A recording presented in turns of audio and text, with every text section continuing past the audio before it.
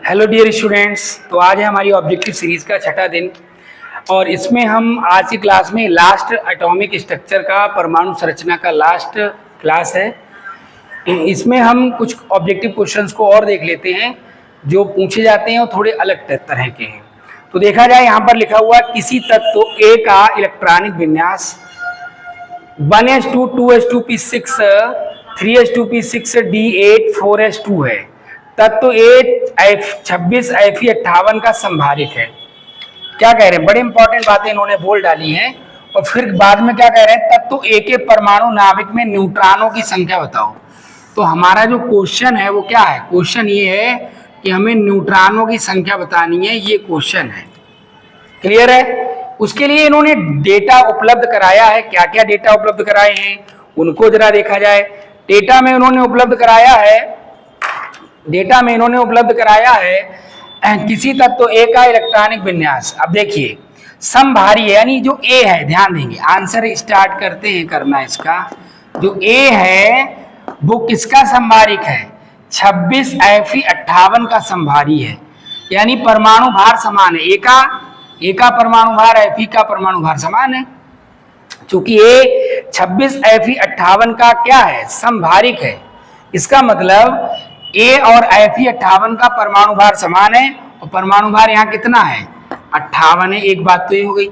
अगर हमें परमाणु क्रमांक मिल जाए तो हम न्यूट्रॉनों की संख्या ज्ञात कर सकते हैं। न्यूट्रॉन बराबर क्या होता है, परमाणु द्रव्यमान माइनस परमाणु क्रमांक। अब परमाणु द्रव्यमान हमारे पास 58 है, अगर हमें परमाणु क्रमांक भी मिल जाए तो हम आसानी से क्या ज्ञात कर सकते हैं, न्यूट्रॉनों की संख्या ज्ञात कर सकते हैं। तो अब देखिए यहाँ पर जो इलेक्ट्रॉनिक विन्यास दिया हुआ है उससे हमें इलेक्ट्रॉनों की संख्या पता लग जाएगी। और हमने आप लोगों को क्या बोला है हमने आप लोगों के लिए कि परमाणु क्रमांक बराबर क्या होता है, प्रोटॉनों की संख्या बराबर इलेक्ट्रॉनों की संख्या। अब इलेक्ट्रॉनिक विन्यास तो इलेक्ट्रॉनों का ही होता है। तो देखिए कितने इलेक्ट्रॉन है, 2 2 4 6 10 तो 12 6 18 और 8 कितना हुआ, 26 और 26 और 2 कितना हो गया, 28। यानी इलेक्ट्रॉनों की संख्या इसमें कितनी है, 28 है। यानी प्रोटॉन भी इसमें कितने होंगे, 28 होंगे। यानी परमाणु क्रमांक इसका कितना होगा, 28 होगा। तो इसका जो परमाणु क्रमांक है वो हमारे पास आ गया, यानी जो कितना है, 28 है। ठीक है। तो 58 परमाणु भार है, यहाँ से 28 परमाणु क्रमांक को घटा दीजिए तो आपको क्या मिलेगा, आपको मिलेगा 8 में से 8 जाएगा 0, 5 में से 2 जाएगा तो 3 मिल जाएगा। तो न्यूट्रॉनों की संख्या इसके अंदर कितनी होगी, 30 होगी। देखने में काफी भारी भरकम सवाल था ये, लेकिन अगर आपके पास कॉन्सेप्ट है, आपका दिमाग स्थिर है, कंसंट्रेट करके आपने पढ़ा है, कॉन्सेप्ट अगर आपके दिमाग में बसा हुआ है, कोई भी सवाल अपने आप में कठिन नहीं होता है। देखने में काफी भारी भरकम लग रहा है, कह रहा कि एक इलेक्ट्रॉनिक विन्यास है, फिर Fe26 का 26 Fe58 का संभारी है, तो एक के नाभिक में न्यूट्रॉनों की संख्या बताओ। तो इसने कहा न्यूट्रॉनों की संख्या, नहीं, हमने न्यूट्रॉन का फार्मूला लिया। A संभारी है, A इसका संभारी है, तो इसका मतलब परमाणु भार A का भी 58 है, जब Fe का 58 है। परमाणु क्रमांक हमने पता कर लिया इलेक्ट्रॉनों को गिन करके, तो इलेक्ट्रॉन 28 हैं तो प्रोटॉन भी 28 होंगे, जेड भी परमाणु क्रमांक 28 होगा। तो हमारे न्यूट्रॉनों की संख्या कितनी आ गई, 30 आ गई। तो इस आधार पर हमारा कौन सा ऑप्शन करेक्ट हो गया, ऑप्शन नंबर सी एकदम करेक्ट आंसर है, एकदम करेक्ट आंसर है। तो इस तरह के सवाल भी एग्जाम में पूछे जाते हैं और बहुत अच्छे सवाल होते हैं, तो इनको भी आपको करना आना चाहिए। चलिए देखते हैं अगला सवाल। अगला सवाल है नियॉन किसके सम इलेक्ट्रॉनिक है, नियॉन किसके सम इलेक्ट्रॉनिक है। सम इलेक्ट्रॉनिक कौन होते हैं, जिनमें इलेक्ट्रॉनों की संख्या कैसी हो, समान हो। जिनमें इलेक्ट्रॉनों की संख्या समान होती है उन्हें हम सम इलेक्ट्रॉनिक कहते हैं। तो सिंपल सी बात है, मैंने अभी अभी बताया भी था आपके लिए, परमाणु क्रमांक बराबर क्या होता है, प्रोटॉन बराबर इलेक्ट्रॉन। नियॉन का परमाणु क्रमांक कितना होता है, 10 होता है। तो इसमें 10 प्रोटॉन होंगे और 10 ही इलेक्ट्रॉन होंगे, यानी इसमें इलेक्ट्रॉनों की संख्या कितनी है, 10 है। तो 10 इलेक्ट्रॉन किसमें है ये देखा जाए। अब यहाँ पर देखिए इसका जो परमाणु क्रमांक होता है क्लोरीन का 17 होता है, यानी इसमें कितने इलेक्ट्रॉन होंगे, उस क्लोरीन में 17 इलेक्ट्रॉन होंगे। 17 क्यों होंगे, परमाणु क्रमांक 17 है, एक निगेटिव है, तो 17 प्लस 1 इलेक्ट्रॉन एक्स्ट्रा वाला जुड़ गया तो 18 होंगे। इसमें इलेक्ट्रॉनों की संख्या 18 होगी। सोडियम का परमाणु क्रमांक कितना होता है? 11। 1 प्लस का मतलब 1 इलेक्ट्रॉन कम है, तो 11 में से 1 चला जाएगा, तो कितने इलेक्ट्रॉन होंगे? 10 इलेक्ट्रॉन होंगे। इसमें 18 इलेक्ट्रॉन होंगे, इसमें 10 होंगे। तो हमारा जो सफर है वो यहीं पर पूरा होता है। हमसे क्या पूछा गया था? नियॉन किसके सम इलेक्ट्रॉनिक है? तो सोडियम पॉजिटिव के सम इलेक्ट्रॉनिक है। नियॉन किसके सम इलेक्ट्रॉनिक है? सोडियम पॉजिटिव के सम इलेक्ट्रॉनिक है। तो यही ऑप्शन हमारा करेक्ट है। लेकिन चलिए देख लेते हैं और भी विकल्पों पर चर्चा कर लेते हैं। लिथियम का परमाणु क्रमांक 3 होता है, तो इसमें इलेक्ट्रॉनों की संख्या कितनी होगी? 3 इलेक्ट्रॉन होंगे। इसमें पोटेशियम का कितना होता है? 19 होता है। 19 में से 1 घटा दीजिए क्योंकि 1 प्लस लगा है, इसका मतलब इलेक्ट्रॉनों की संख्या यहाँ पर 1 कम है, तो कितना हो जाएगा? 18। इस आधार पर यदि हम देखें तो नियॉन का सम इलेक्ट्रॉनिक ये हो गया। नियॉन का सम इलेक्ट्रॉनिक Na पॉजिटिव है। लेकिन अगर हमसे पूछा जाता कि Cl नेगेटिव का सम इलेक्ट्रॉनिक कौन है, तो Cl नेगेटिव में इलेक्ट्रॉन कितने? 18, और 18 ही इलेक्ट्रॉन किसमें है? K पॉजिटिव में। तो Cl नेगेटिव का सम इलेक्ट्रॉनिक कौन है? K पॉजिटिव है, ध्यान रखेंगे। ठीक है, तो इस तरह से इलेक्ट्रॉनों की संख्या परमाणु क्रमांक के बराबर होती है किसी परमाणु की, ये ध्यान रखिएगा। अब इस पर जितना प्लस माइनस लगा है उसको अगर माइनस लगाए तो उतने इलेक्ट्रॉन जोड़ दो, प्लस लगाए तो उतने इलेक्ट्रॉन घटा दीजिए, तो आपको इलेक्ट्रॉनों की संख्या मिल जाएगी। अगर कोई डाउट है तो क्लियर करने के लिए आप कमेंट में अपना जो है वो लिख दीजिएगा। और जितने भी लोग वीडियो देखते हो कमेंट जरूर किया करो, क्योंकि आपके कमेंट से हमें भी मोटिवेशन मिलता है। ऐसा थोड़ी कि टीचर से ही स्टूडेंट को मोटिवेशन मिलता है, स्टूडेंट से भी टीचर को मोटिवेशन मिलता है। आप कोई कमेंट करते हो तो मुझे लगता है कि हाँ ठीक है, सब बढ़िया है, सब ठीक ठाक चल रहा है। और जब कोई कमेंट नहीं आता है तो फिर लगता है कि पता नहीं ये बात आपको समझ में आई है कि नहीं आई है, आपको अच्छा लगा इस लेक्चर में कि नहीं लगा। चलिए ध्यान दीजिए, अगला देखते हैं। किसी, तो कमेंट जरूर किया करिए, लिखा हुआ है किसी तत्व के समस्थानिक NxM में न्यूट्रॉनों की संख्या होगी। अभी अभी जो मैंने सवाल कराया है इससे पहले, तो उसमें आपको मैंने क्या बताया था? इससे पहले मैंने आपको बताया था कि जो न्यूट्रॉनों की संख्या है वो कैसे ज्ञात की जाती है? परमाणु भार माइनस परमाणु क्रमांक। अब परमाणु भार कितना है? m है, माइनस परमाणु क्रमांक कितना है? स्मॉल n है। तो न्यूट्रॉनों की संख्या क्या हो गई? m minus n। m minus n किस में दिया हुआ है? m माइनस n इसमें दिया हुआ है। अतः यही विकल्प एकदम करेक्ट आंसर है, एकदम करेक्ट आंसर है। ठीक है, m माइनस n एकदम करेक्ट आंसर है। तो ये रहे 2 क्वेश्चन। इनमें अगर आपको कोई डाउट है तो जरूर हमें कमेंट बॉक्स में बताइएगा। चलिए देखते हैं अगला क्वेश्चन। डी ब्रॉगली सिद्धांत के अनुसार, डी ब्रॉगली सिद्धांत के अनुसार क्या होता है? डी ब्रॉगली ने क्या बताया था? डी ब्रॉगली ने ये बताया कि जो सूक्ष्म कण होते हैं वो दोहरी प्रकृति उनके अंदर होती है। अर्थात अगर कोई कण है तो उसके अंदर कण व तरंग दोनों के गुण विद्यमान होते हैं, ऐसा डी ब्रॉगली ने बताया था। और एक समीकरण दी थी, लैम्डा बराबर H/φ या रो। ठीक है, ये वाला ऑप्शन एकदम करेक्ट है। ये आप जानते हो आइंस्टीन समीकरण है। ठीक है, और ये डेल्टा ई क्या है? एक क्वांटा की, एक फोटान, जो फोटान होता है, फोटान, ये फोटान की ऊर्जा है। डेल्टा ई बराबर h, फोटान की ऊर्जा है, एक फोटान की ऊर्जा। और ये आप जानते हो आइंस्टीन समीकरण है। सारे ऑप्शन पर चर्चा कर लीजिए। और अगर यहाँ पर 4 पाई होता तो ये क्या हो जाता? अगर यहाँ पर 4 पाई होता तो ये अनिश्चितता नियम हो जाता, अनिश्चितता। लेकिन क्योंकि 4 पाई नहीं दिया है तो एक ऑप्शन ही एकदम गलत ऑप्शन है, इसकी कोई जरूरत ही नहीं। तो हमसे यहाँ पर पूछा गया था डी ब्रॉगली सिद्धांत के अनुसार, डी ब्रॉगली सिद्धांत के अनुसार क्या होता है? लैम्डा बराबर H/p। क्वेश्चन ये अगला देखिए, अगला क्वेश्चन क्या कहता है? अगला क्वेश्चन कह रहा है कि हाइड्रोजन परमाणु में निम्नलिखित कण होते हैं। बहुत इंपॉर्टेंट है ये क्वेश्चन, वेरी मोस्ट इंपॉर्टेंट है, VIP क्वेश्चन है, एकदम वेरी मोस्ट इंपॉर्टेंट क्वेश्चन है ये, जिसे हम महा इंपॉर्टेंट भी कहते हैं। आपसे पूछा जा सकता है, कहीं कोई पूछ सकता है कि भैया हाइड्रोजन में कौन कौन से कण पाए जाते हैं। तो देखिए, जो हाइड्रोजन होता है, ध्यान देंगे, उसके 3 समस्थानिक होते हैं, 1H1 और 1H2, 1H3। ये रेडियो एक्टिव समस्थानिक होता है, ये ड्यूटेरियम होता है, भारी हाइड्रोजन। लेकिन जब हम सामान्यतः हाइड्रोजन लिखते हैं तो हम इन दोनों की चर्चा नहीं करते, हम इसी की बात करते हैं। किसकी बात करते हैं? 1H1 की बात करते हैं, इसकी बात करते हैं। तो हमारा आंसर भी इसी के अकॉर्डिंग होना चाहिए। अब यहाँ पर क्या होता है, परमाणु क्रमांक 1 दे रखा है, परमाणु भार कितना दे रखा है? 1 दे रखा है। तो देखिए परमाणु क्रमांक, इसके लिए देखिए करते हैं, परमाणु क्रमांक बराबर क्या होता है? प्रोटॉन बराबर इलेक्ट्रॉन। परमाणु क्रमांक 1 है, इसलिए 1 प्रोटॉन होगा और 1 इलेक्ट्रॉन होगा पक्का। तो इसमें प्रोटॉन और इलेक्ट्रॉन पक्का मौजूद है, लेकिन न्यूट्रॉन एकदम 0 है, क्योंकि न्यूट्रॉन बराबर क्या होता है? परमाणु द्रव्यमान माइनस परमाणु क्रमांक। तो 1 इसका परमाणु द्रव्यमान है, -1 तो -1 परमाणु क्रमांक है, तो 1 में से 1 जाएगा तो क्या बचेगा? 0। तो यहाँ पर जो न्यूट्रॉनों की संख्या होगी वो कितनी होगी? 0 होगी, कोई भी न्यूट्रॉन नहीं होगा। अर्थात जो हाइड्रोजन होता है, भारी हाइड्रोजन, जो साधारण हाइड्रोजन है, बहुत इंपॉर्टेंट बात है ये कि एक दुनिया में ऐसा भी परमाणु है, वैसे तो सारे परमाणु इलेक्ट्रॉन प्रोटॉन न्यूट्रॉन से मिलकर के बने होते हैं, लेकिन हाइड्रोजन दुनिया का एकमात्र ऐसा तत्व है, एकमात्र ऐसा एलिमेंट है जिसमें कौन एब्सेंट होता है? जिसमें न्यूट्रॉन एब्सेंट होता है, न्यूट्रॉन उसमें नहीं पाया जाता। तो केवल कौन होता है?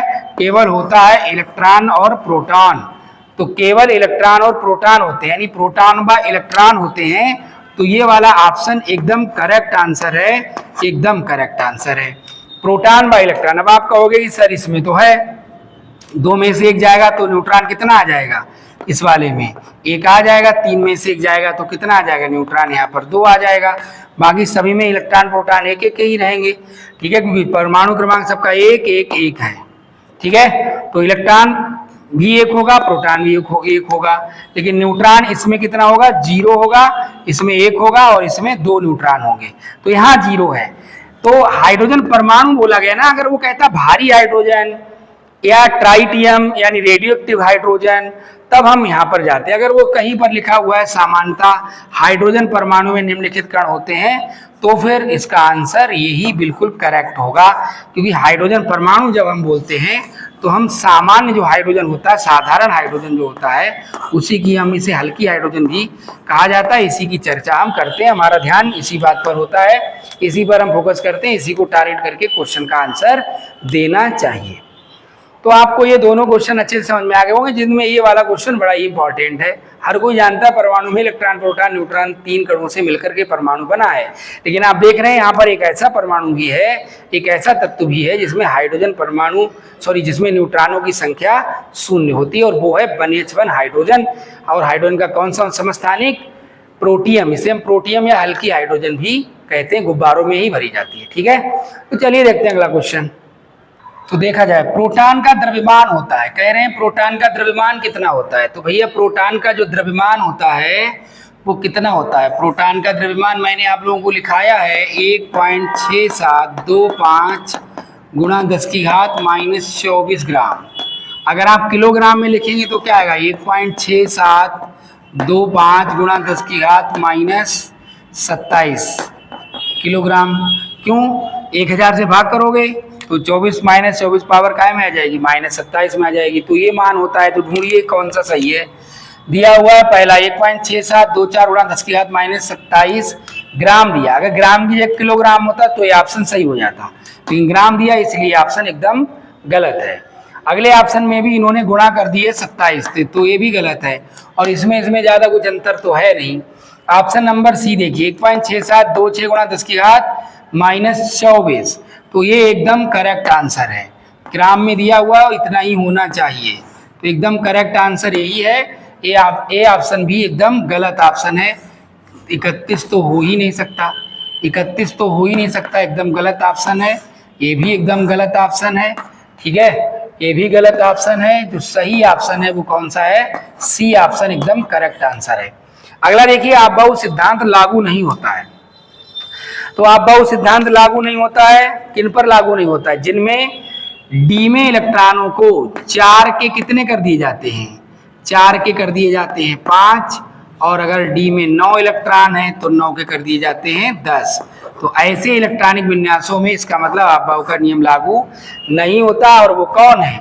मोस्ट पॉपुलर एलिमेंट्स हैं क्रोमियम और कापर। कापर और क्रोमियम, कापर का 29 होता है, इसमें 9 का 10 कर दिया जाता है, और क्रोमियम का परमाणु क्रमांक 24 होता है, इसमें 4 का 5 कर दिया जाता है।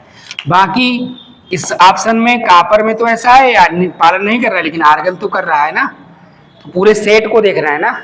क्रोमियम पालन नहीं करता अबव नियम का, लेकिन आर्गन तो करता है। ठीक है, आयरन और आर्गन दोनों ही करते हैं, अबव नियम का पालन करते हैं। तो इसमें एक अबव नियम का पालन नहीं करता, एक करता है। इसमें भी एक करता नहीं है अबव नियम का पालन, तो दूसरा करता है। ठीक है, इसमें दोनों ही अबव के नियम का पालन करते हैं, लेकिन एक ही ऑप्शन हमारे पास ऐसा है जिनमें दोनों के दोनों एलिमेंट ऐसे हैं जो अबव सिद्धांत का पालन नहीं करते, अर्थात इन पर अबव सिद्धांत लागू नहीं होता है। ठीक है, अब ध्यान देंगे हम इस बात पर, किस बात पर कि जो यहाँ पर मैं एक बात आप लोगों को बताता हूँ कि अबव सिद्धांत जो होता है वो अबव ने नहीं दिया, अबव कोई साइंटिस्ट का नाम नहीं है, इस बात का बहुत ही ध्यान रखिएगा। यह नियम किसने दिया था? बोहर ने दिया था, और इन्होंने इस सिद्धांत को, ये बोहर का सिद्धांत है। अबव दुनिया में कोई साइंटिस्ट नहीं है, बहुत सारे लोग पढ़ा भी देते हैं अबव का नियम, अबव कोई साइंटिस्ट ही नहीं, तो अबव का नियम कहाँ से आ जाएगा? अबव नियम, बोहर ने अबव नियम क्यों रखा है इसका नाम? इसलिए रखा अबव नियम क्योंकि अबव जर्मन भाषा का शब्द होता है जिसका अर्थ होता है रचना या निर्माण करना। ठीक है, तो इससे तत्वों के इलेक्ट्रॉनिक विन्यास की रचना होती है, निर्माण होता है, इसलिए बोहर ने इसका नाम अबव सिद्धांत रखा, अबव नियम रखा। ठीक है, तो इस बात का ध्यान रखेंगे आप लोग। तो आप लोगों को ये दो क्वेश्चन क्लियर हो गए होंगे। अगला क्वेश्चन देखते हैं, अगला क्वेश्चन क्या कहता है। अब देखिए, ये जो क्वेश्चन है ये बहुत ही इंपॉर्टेंट क्वेश्चन होते हैं। इस तरह के दो क्वेश्चन मैंने आपके बोर्ड पर दिए हैं, ये दोनों ही क्वेश्चन बहुत इंपॉर्टेंट हैं। नोड निकालना आप हर हाल में सीख जाओगे। नोड क्या होते हैं पहले समझ लीजिए। यहाँ पर नोड कैसे निकालते हैं? दो तरह के नोड होते हैं। जो नोड होते हैं वो दो तरह के होते हैं। एक क्या होता है? एक होता है आपका त्रिज्यक नोड, त्रिज्यक नोड होता है जिसे हम अंग्रेजी में रेडियल नोड कहते हैं, रेडियल नोड कहते हैं। ये किसके बराबर होता है? n-l और -1, सॉरी -1 इसके बराबर होता है ये। और जो आपका कोणीय नोड होता है, कोणीय नोड हम कैसे निकालते हैं?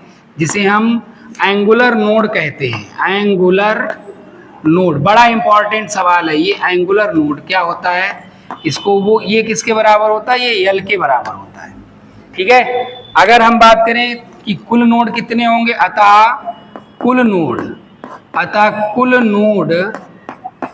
कुल नोड कितने होंगे, तो इन दोनों के नोडों को जोड़ दिया जाएगा, यानी n-l-1 और प्लस l।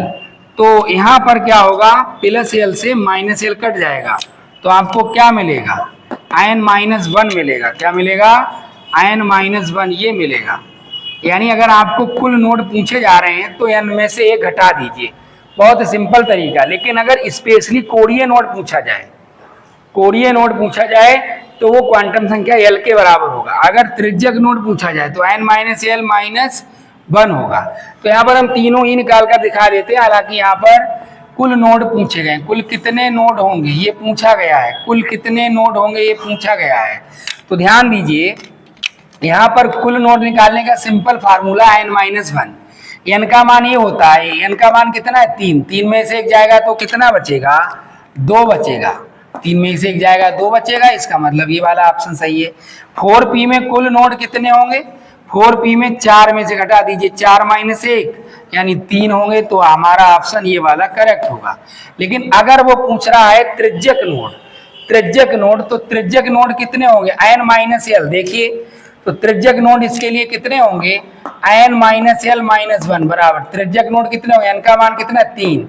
अब l का मान इसके लिए कितना होता है? 0 - 1 बराबर कितना हो? 3 में से क्या? 2 होंगे। ठीक है, तो इसमें जो त्रिज्यक नोड है और जो कोणीय नोड है, वो सॉरी त्रिज्यक नोड जो है वो और कुल नोड दोनों ही बराबर संख्या में होते हैं। ठीक है, तो जो कुल नोड है वो भी 2 है और त्रिज्यक नोड भी 2 है। अगर इसमें कोणीय नोड अर्थात एंगुलर नोड पूछता है तो एंगुलर नोड किसके बराबर है? l के बराबर है। तो एंगुलर नोड कितने होंगे? 0 होंगे। अगर हम एंगुलर नोड की बात करें, ये कौन से नोड है? ये त्रिज्यक नोड है। अगर हम कोणीय नोड की बात करें तो इस 3s के लिए जो कोणीय नोड होंगे वो कितने होंगे, l के बराबर होंगे यानी 0 होंगे। l का मान कितना है 0, l का मान कितना है 0 है, तो l बराबर क्या आ जाएगा 0, यानी कोणीय नोड कितने होंगे 0 होंगे इसके लिए। अब इसमें देखा जाए अगर हम इसके लिए त्रिज्यक नोड की बात करें, ये तो कुल नोड तो पता ही लग गए हैं, त्रिज्यक नोड की बात करें तो क्या आएगा n minus l minus 1, n का मान कितना है यहाँ पर 4 माइनस p के लिए l का मान 1 होता है -1, तो बराबर क्या आ जाएगा 4 माइनस 1 माइनस 1 क्या हो गया -2, तो 4 में से 2 जाएगा कितना बचेगा 2 बचेगा। ठीक है, तो 4 में से 2 जाएगा तो कितना बचेगा 2 बचेगा। समझ में बात आ रही है। तो यहाँ पर ऐसा नहीं है कि ये जो कोणीय त्रिज्यक नोड और कुल नोड एक हमेशा हर किसी के लिए बराबर होते हैं, इसके लिए बराबर थे, लेकिन यहाँ पर देखिए बराबर नहीं है। n minus L minus 1, n का मान कितना है यहाँ पर 4 और p के लिए 1 आ गया l का मान और 1 माइनस, तो माइनस माइनस कितना हो गया 1 माइनस 1 माइनस 2 माइनस, और 4 में से घटेगा तो 2 आएगा। तो त्रिज्यक नोड कितने आ जाएंगे 4p के लिए 2 आ जाएंगे, और जो कोणीय नोड अगर निकालोगे ये वाले नोड, तो ये वाले नोड कितने आएंगे, ये l के बराबर होते हैं, l का मान कितना 1 है, तो ये 1 आएगा। कोणीय नोड कितने आएंगे 1 आएंगे, कोणीय नोड की संख्या कितनी होगी 1 होगी। तो इस तरह से आप त्रिज्यक नोड और कोणीय नोड को बड़ी आसानी से ज्ञात कर सकते हो। ठीक है, बहुत ही आसानी से ज्ञात कर सकते हो। और अगर आपको कुल नोड ज्ञात करने हैं तो एकदम सिंपल फार्मूला है n-1, कैसे आया वो सब मैंने आपको बता दिया है। तो इस तरह से आपके जो एटॉमिक स्ट्रक्चर है उसके लगभग हर तरह के क्वेश्चन इसमें इंक्लूड हो गए हैं। ठीक है, जितने भी मैंने लेक्चर एटॉमिक स्ट्रक्चर के आप लोगों को MCQs में दिए हैं। अब अगर आपको लगता है कि कुछ और भी क्वेश्चन करा दिए जाए तो मुझे कमेंट बॉक्स में बता दीजिएगा, अदरवाइज मैं अगला जो क्लास हमारा होगा उसमें हम एटॉमिक स्ट्रक्चर की बात नहीं करेंगे, उसके अगले जो आगे जो चैप्टर है पीरियोडिक टेबल, ठीक है, आवर्त सारणी के ऑब्जेक्टिव क्वेश्चंस की चर्चा नेक्स्ट वीडियो में होगी। ठीक है, तो रेगुलर आप लोगों को वीडियो मिलते रहेंगे, जुड़े रहिए हमारे साथ। अगर आप लोगों को कोई डाउट है, कोई समस्या है तो जरूर आप बता दिया करिए, कमेंट बॉक्स में जरूर बताया करिए। ठीक है, तो मिलते हैं अपने अगले क्लास में आवर्त सारणी के कुछ ऑब्जेक्टिव क्वेश्चंस के साथ में। आज के लिए इतना ही, दैट्स ऑल।